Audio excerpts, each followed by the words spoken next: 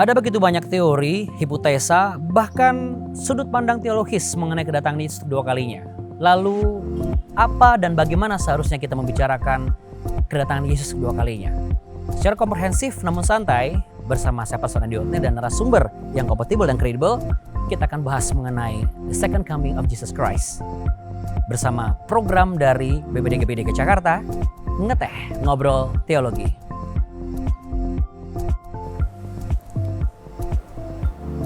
Bapak Ibu yang Tuhan Yesus kasihi, bicara tentang kedatangan Tuhan Yesus kedua kali itu hal yang pasti karena Alkitab yang menjanjikan buat kita.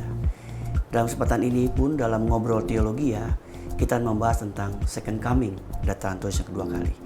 Izinkan saya untuk sharing bersama Bapak Ibu dalam program ini. Selamat menikmati, Tuhan Yesus memberkati. Berdasarkan buku Sikap Teologis Gereja Baptis Indonesia, tercatat seperti ini dalam pengakuan iman GBI, Tuhan Yesus akan turun dari sorga untuk membangkitkan semua umat yang telah mati dan mengangkat semua umat yang masih hidup, lalu bersama-sama bertemu dengan Dia di udara. Kemudian Ia akan datang kembali bersama orang kudusnya untuk mendirikan kerajaan 1000 tahun di bumi ini. Inilah yang kita bahas mengenai Jesus Coming atau kedatangan Tuhan Yesus Kristus bersama 3 hamba Tuhan yang luar biasa, kompeten dan kredibel.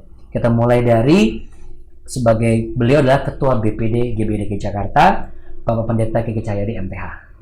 Pastor, Shalom. Shalom semua. Iya, ini lagi nggak sibuk nih, bisa ngobrol-ngobrol. Kesempatannya ada. Kesempatannya digunakan. Biasanya sibuk banget kan? Gitu ya? Iya, susah sekali ya. Karena waktu untuk para pejabat kan? Iya, tapi Pak Petrus katanya lebih sibuk juga katanya. Pak Petrus. Oh, enggak juga. Sekarang lagi sibuk apa Pak Petrus? Kita rekaman. Pak Petrus Legowo, saya rasa Anda semua sudah mengenal beliau, tapi sekarang apa sih Pak, Bapak? Oh, saya di BPD kan wakil ketua 3. Sebagai ketua 3. Saya gembala sidang juga di GPI Sumatera Jaya. Saya juga dosen tetap di STBPI Tambora. Oke, nah di sebelahnya Pak Petrus ini ada Pastor Elider Tampu Bolon, ya. Beliau juga salah seorang yang juga menjabat di BPD. Silakan Pak. Salam, ya saya Pendeta Elider Tampu Bolon sebagai Kepala Bidang Pembinaan dan Pelatihan, dan saya juga sebagai Gembala Jemaat GBI Volker ya. Ya, kalau Pastor Kiki saya sudah tahu jemaat-jemaatnya pasti udah nonton semua nih. Pasti udah nonton semua. GBI dengan alamat Geraha Pena. Geraha Pena. Ya, GP ya biasanya, Geraha Pena. Tapi kalau bicara mengenai hamba Tuhan, dikenal sama jemaatnya, kapan tuh datang ditungguin, ya. Kalau kita tanya jemaat, nunggu nggak kedatangan Tuhan Yesus? Iya, puji Tuhan. Tapi begitu sudah khotbah firman Tuhan akhir zaman, Pak jangan gitu dong, kan saya belum siap. Pak Petrus, sikap umat Kristen hari-hari ini, kalau diproyeksikan dengan yang sebelumnya, apakah begitu besar ketakutan mereka atau justru rindu dengan kedatangan Tuhan Yesus ini? Jadi begini, berbicara tentang Jesus Coming atau kedatangan Yesus kedua kali. Iya.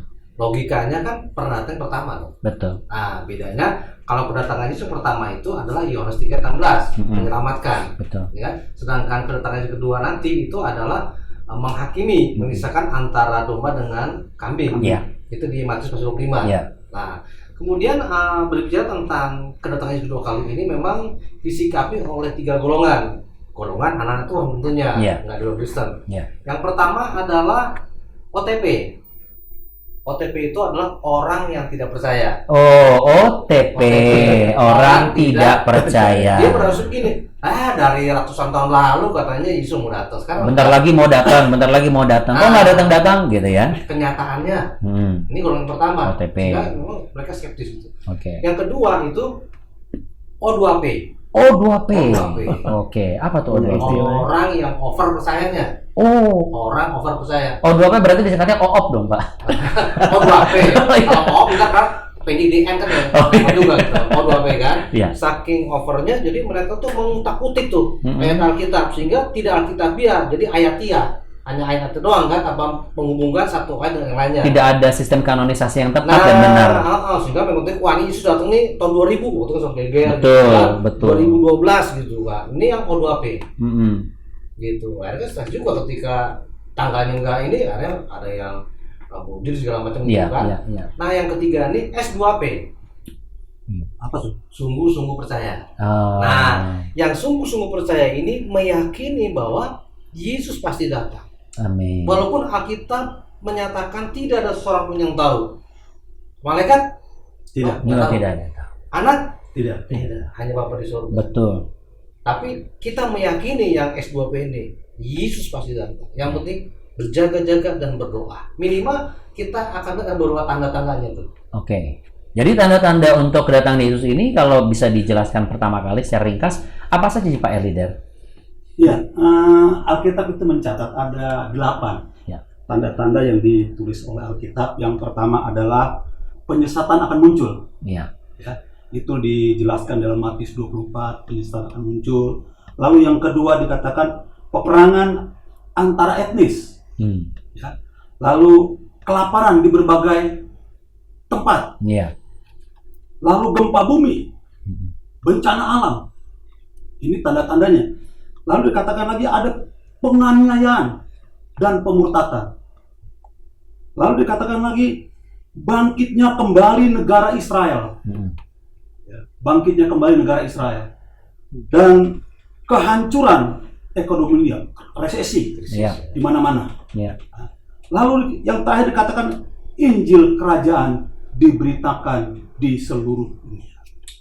Ini tanda-tanda 8 ini tanda-tanda kedatangan Yesus kembali, dan itu semua dicatat di dalam Alkitab.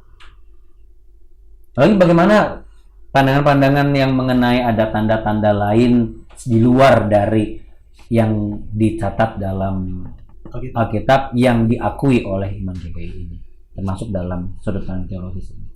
Contoh misalnya ada beberapa tanda-tanda yang sedikit mungkin kalau itu loh Pak. Biasanya ini nanti nih gerbang mau dibuka, Golden Gate. Golden mau dibuka. Wah, ini ada yang udah siap-siap mau jual rumah, Pak.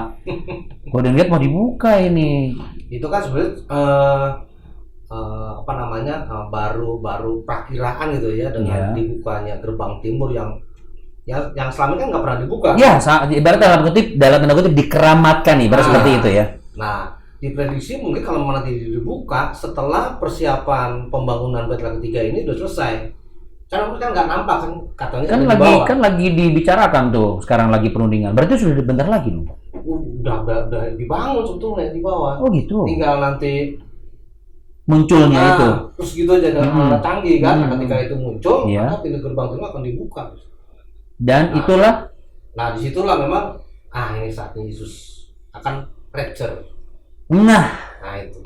Kalau bicara mengenai rapture nih bisa ada kaitan dengan tribulasi itu. Iya. Nah, masalah pengangkatan kan kita meyakini ada 2 tahap kan. Yang pertama kan rapture, artinya Yesus datang di awan itu nanti manusia seperti ini menyongsong.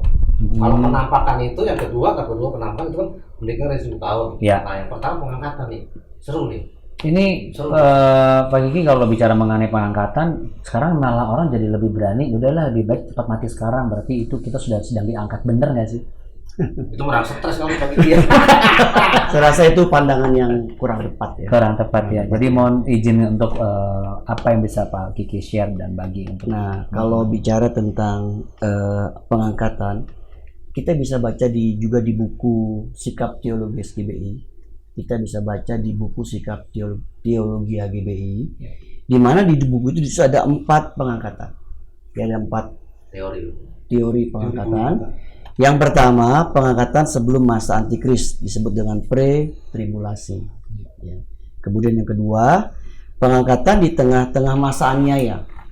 Jadi sedang ada aniaya, setelah antikris memerintah 3,5 tahun, disebut dengan mid-tribulasi. Yang ketiga, pengangkatan di akhir masa antikris, jadi post-tribulasi. Dan yang keempat, yaitu pengangkatan terjadi beberapa kali, yaitu sebelum atau selama masa tribulasi, yang kita kenal dengan nama istilah parsial. Nah, ini yang kita bisa ketahui dari 4 pandangan menurut Sikap Teologi GBI. Kalau GBI sendiri yang harus diambil menjadi dasar untuk para pejabat Gereja Baptis Indonesia mengenai kedatangan Yesus kedua kalinya yang mana? Nah, mungkin kalau GBI kan tidak menekankan dari keempat teori itu, menekankan. Yang pertama kan dari kan pre-tribulasi. Jadi sebelum antikris itu akan menguasai dunia, dia akan membuat banyak orang murtad. Nah, orang-orang yang percaya, yang hidupnya sungguh-sungguh, memiliki kekudusan, dia tuh akan mengalami rapture, pengangkatan. Nah, ketika dia diangkat, dia kan akan memiliki tubuh kemuliaan. Sedangkan yang ini dia rontok, kayak baju ini semua nggak ada kan pernah dulu ada filmnya itu kan ya. Yes. Left Behind. Mau ambil nonton tuh ya. Nonton. Nah, terus yang kedua itu kan teori apa tuh itu tadi? Pre-tribulasi. Jadi ketika antikris sudah mulai 3,5 tahun berkuasa, itu di situ artinya orang-orang yang mau sungguh-sungguh enggak itu mengalami 3,5 tahun pertama, tapi 3 tahun pertama itu masa penganiayaan ringan.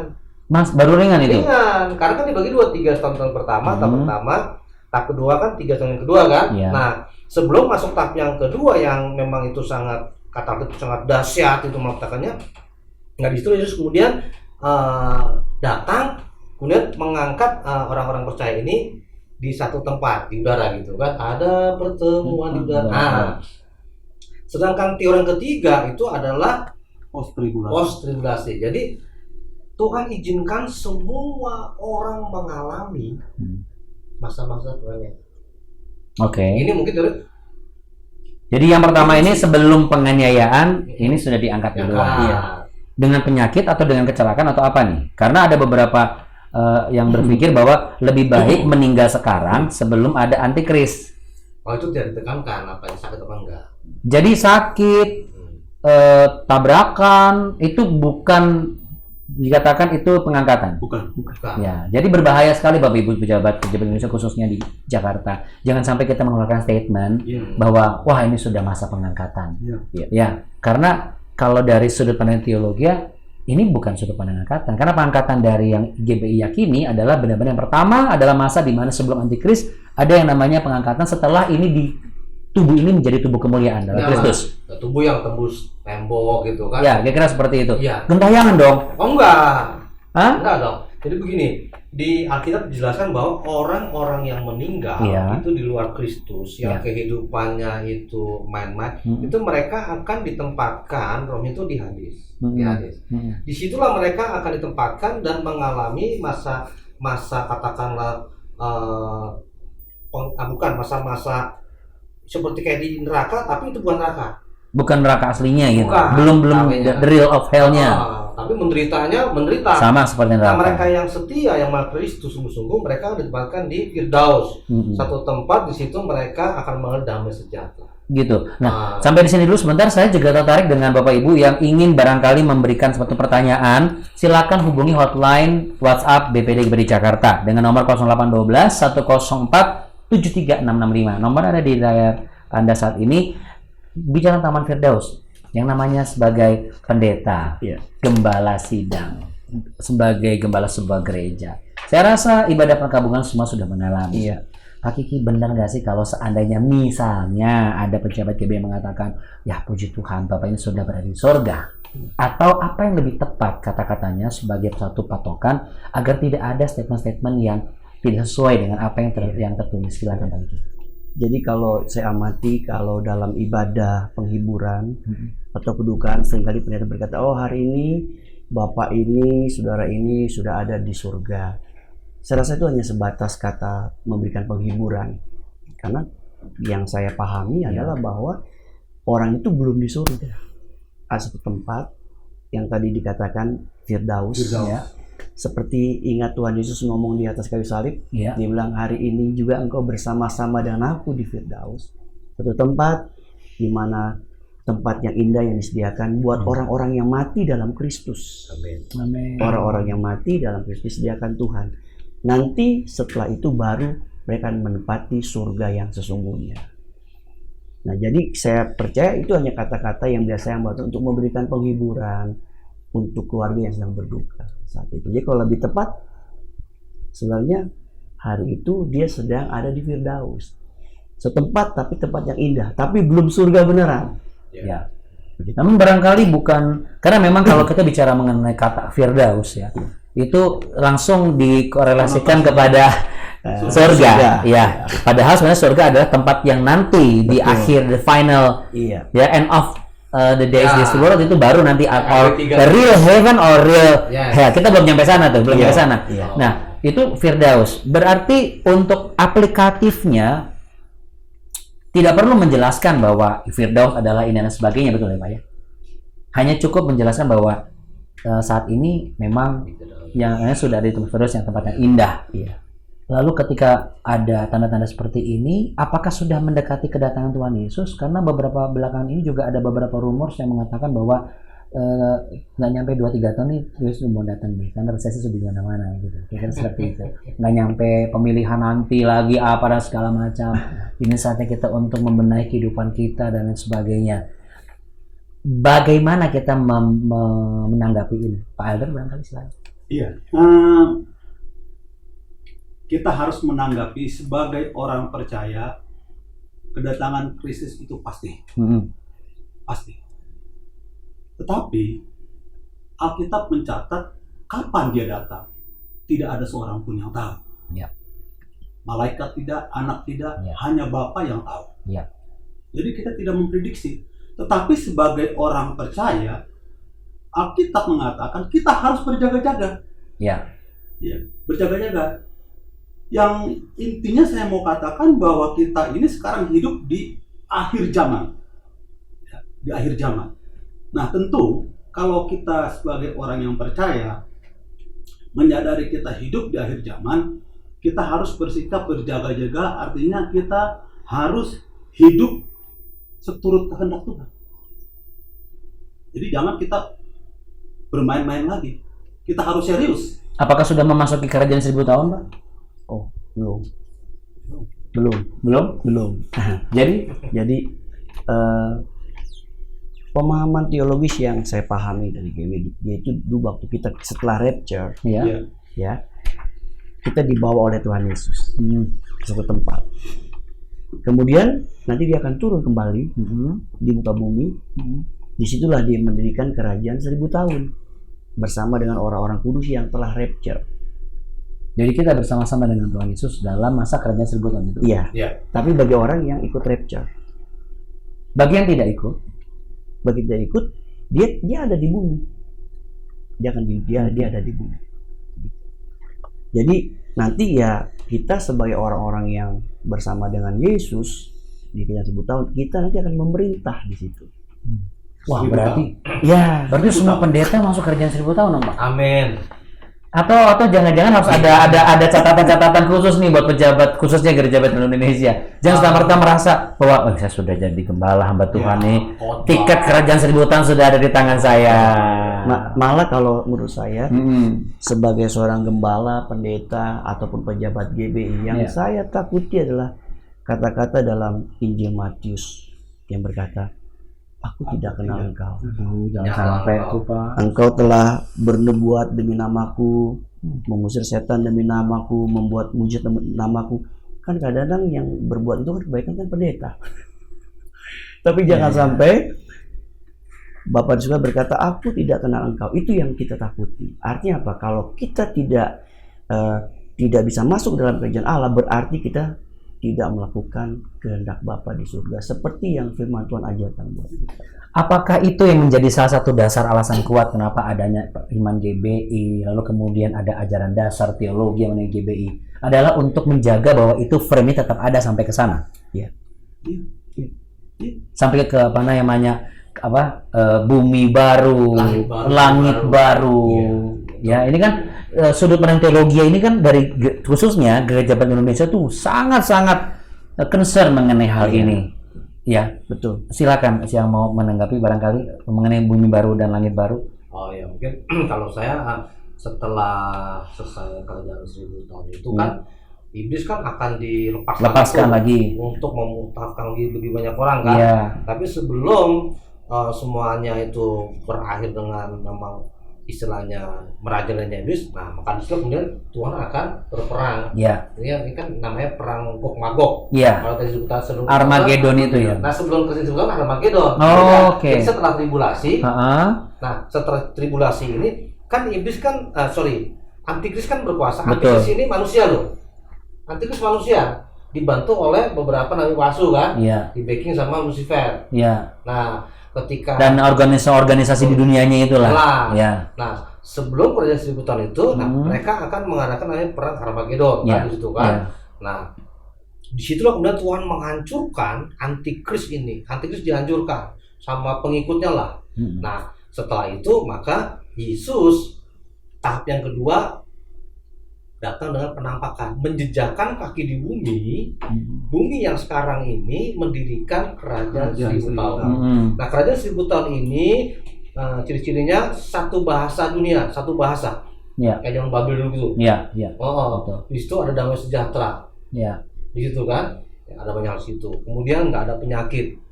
Nah, umur manusia diperpanjang. Iya. Nah, setelah kerajaan 1000 tahun itu kan ketika kerajaan 1000 tahun berjalan, iblis kan dirantai tuh. Iya, misalnya betul. dirantai apa sih orang kata? Dipasung. Dirantai, dipasung juga. Nah, berakhirnya kerajaan 1000 tahun, iblis akan dilepas lagi untuk dia mencari tanda kutip jiwa menurut dia gitu ya, memuntahkan. Nah, sebelum akhirnya iblis berhasil dalam misi untuk memutar banyak orang, di situ kemudian Tuhan akan menghancurkan Lucifer dan antek-anteknya. Bukan antikris sudah mati nih. Iya. Dan antek-anteknya maksudnya. Antek-anteknya Lucifer. Nah, setelah kemudian semua dihancurkan, bumi ini kata lagu langit dan bumi akan lenyap. Ya. Maka di situ Tuhan menyediakan langit baru, bumi baru. Jadi ini buminya bumi yang baru, bukan bumi yang sekarang ini. Maksudnya planet baru gitu. Istilah LB3 sebetulnya kan itu surga. Betul. Betul. Tapi istilah buminya itu bukan bumi yang sekarang ini. Ini ya. sudah hancur. Betul. Musnahkan. Nah, itu yang ada di buku sikap GBI. Maka GBI makin bahwa itu buminya baru. Dari penjelasan Pak Petrus dan Pak Kiki dan juga Pak Elder, saya melihat dan memberikan satu kesimpulan bahwa ternyata memang sangat penting ya jadi pejabat-pejabat Indonesia, apalagi di Jakarta ini. Kalau kita bicara mengenai perkembangan informasi, kemudian begitu banyak derasnya informasi yang masuk, ya ini ibu kota Jakarta. Buku Sikap Teologis GBI dan juga pengajaran dasar GBI itu menurut saya ini sangat penting loh untuk dipahami, dimiliki, dipahami, dibicarakan, dan dikomunikasikan dan dipertanyakan, kira-kira seperti itu. Diterapkan juga. Betul, diterapkan juga, jangan sampai.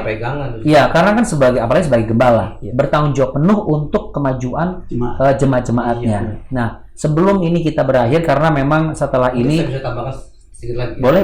Karena ketika orang yang meninggal ini ada di dua lokasi, Hades dan Firdaus, maka di sini kita punya keyakinan tidak ada orang yang mati rohnya penasaran. Nah, itu yang tadi saya sempat singgung tuh, apakah itu gentayangan? Tidak ada. Roh opungnya kakeknya enggak, itu iblis yang menyamar seperti si opung kakek atau omnya. Karena iblis kan bapak segala pendusta kan. Iblis bisa menyamar seperti malaikat terang. Yang enggak aneh kalau bisa jadi manusia gitu. Seperti Mas bilang tidak mengherankan ya seperti itu. Roh gentayangan. Enggak itu. Jadi bukan karena manusia itu penasaran jadi Allah penasaran, bukan ya?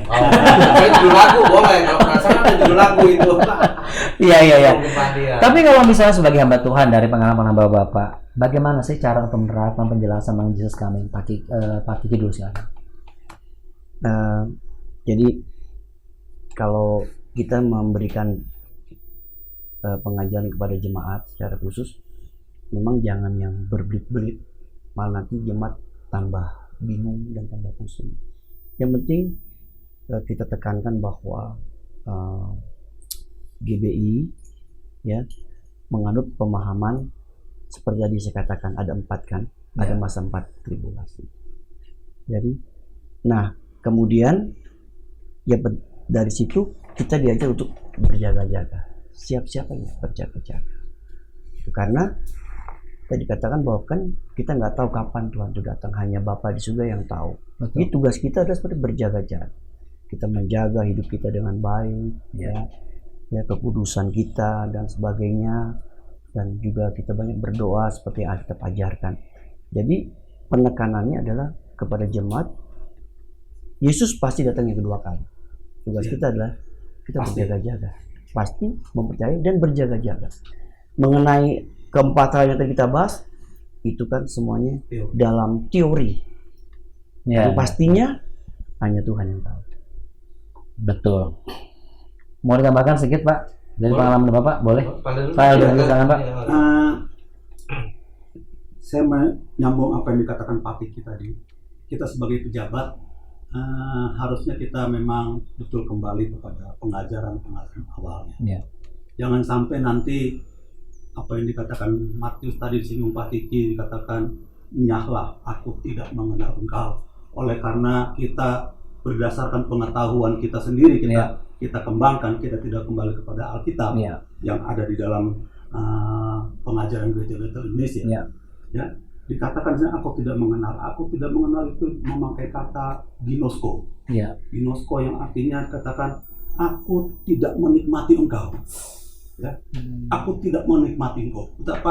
Betapa luar biasanya selama kita di bumi, kita seakan-akan kita hebat menafsirkan ini, tapi begitu dikatakan aku tidak menikmati engkau. Jadi marilah kita sama-sama belajarlah. Kita semua masih belajar Pak ya, masih belajar semua. Jadi never stop ending to learning by doing ya. Betul. Jangan sampai puas dengan pejabat lalu kemudian tiket surga sudah di tangan. Nah itu pengertian yang keliru. Makanya firman Tuhan katakan, jagalah keselamatanmu dengan takut dan gentar dikatakan. Ya, saya lihat kalau Pak Elder agak cukup emosional ya kalau bicara mengenai ini ya.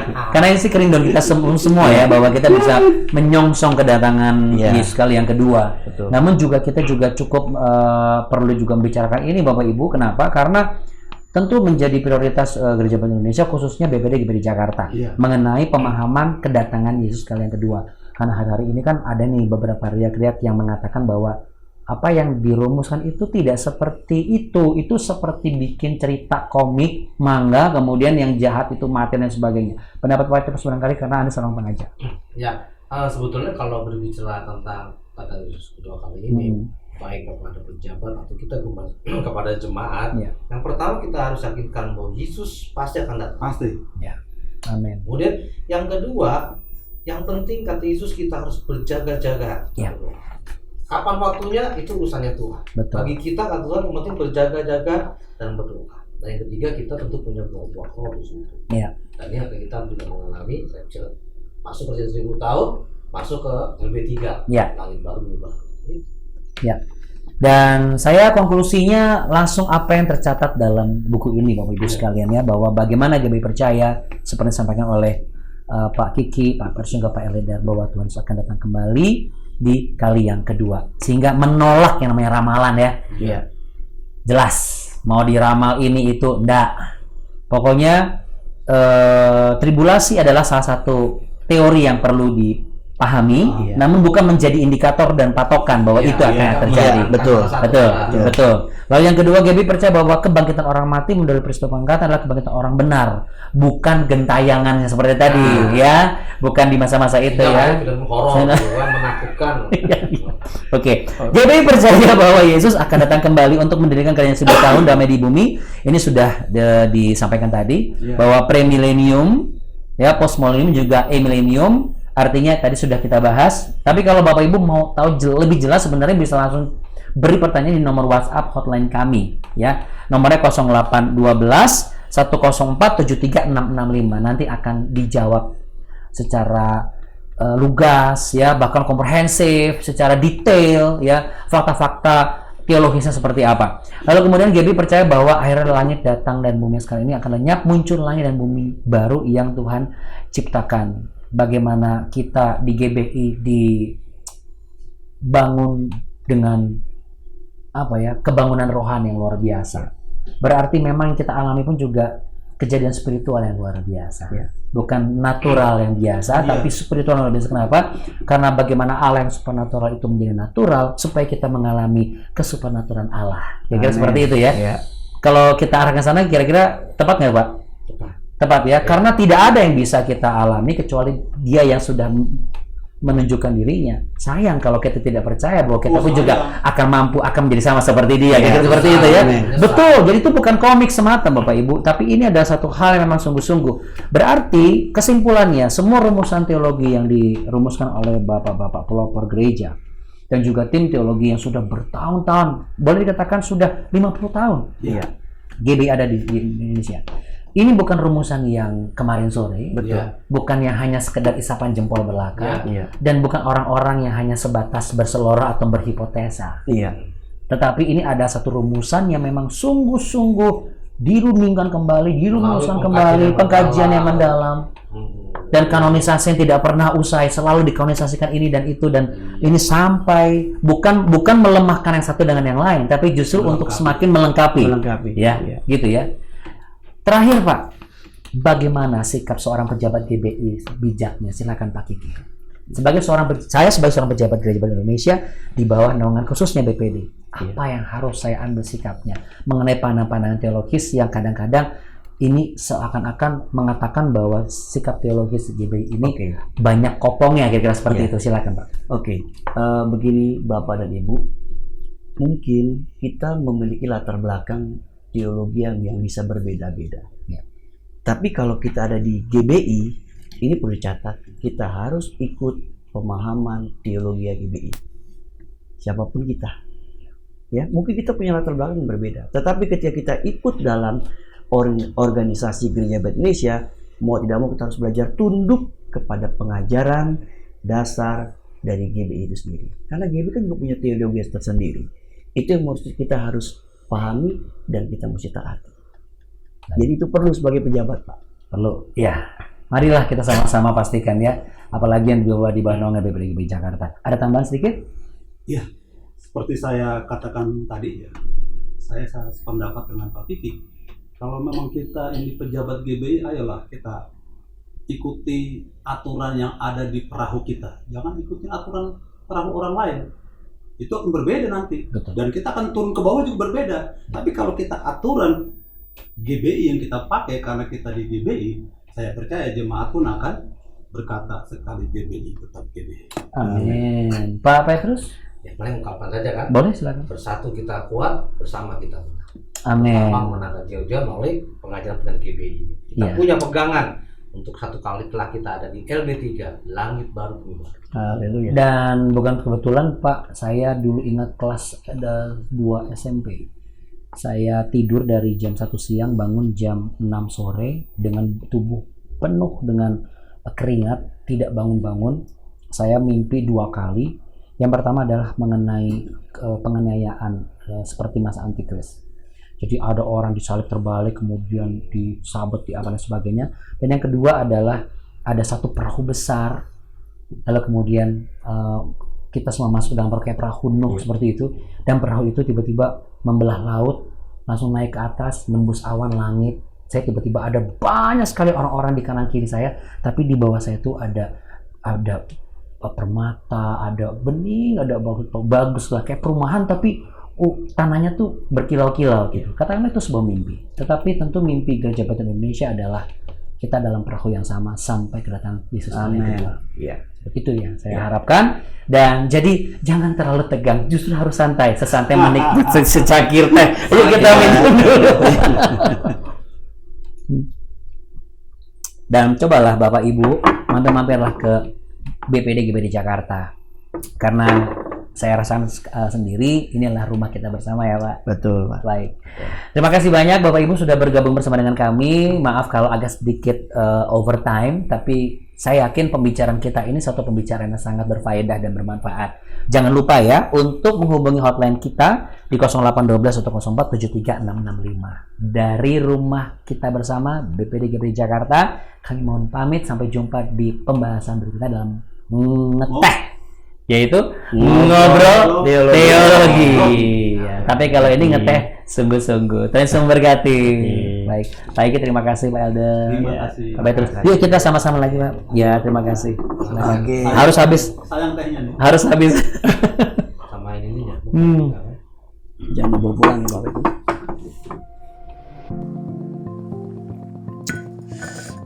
Puji Tuhan, Bapak Ibu terima kasih telah mengikuti tayangan ngeteh saat ini, Ngobrol Teologi ya. Dan ikuti terus tayangan ini setiap minggunya. Tuhan Yesus memberkati.